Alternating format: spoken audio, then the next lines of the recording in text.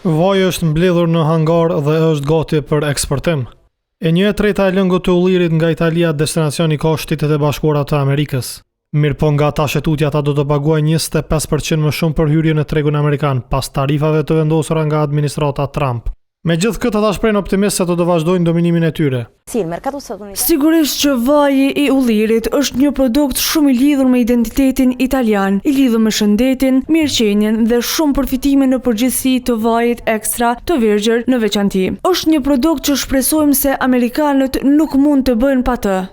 Edhe djathi i famshëm italian Parmigiano është një produkt që zëvend të rëndësishëm në tryezat amerikane dhe nga prodhuesit konsiderohet i pazëvendësueshëm. Ata që blejnë djath Parmigiano në Shtetet e Bashkuara po e blejnë atë me vedije të lartë. Ata duan të blejnë përfundimisht djathin Parmigiano, sepse nëse jo, do të kishin 93% të tregut të mbetur për të zgjedhur një alternativë me rreth 30% të çmimit.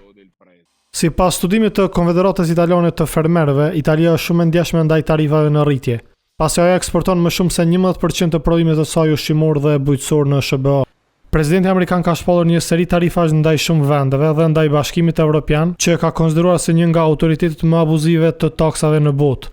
Administrata e tij po synon që të menjanojë të gjitha deficitet tregtare që SBA-t kanë ndaj vendeve tjera.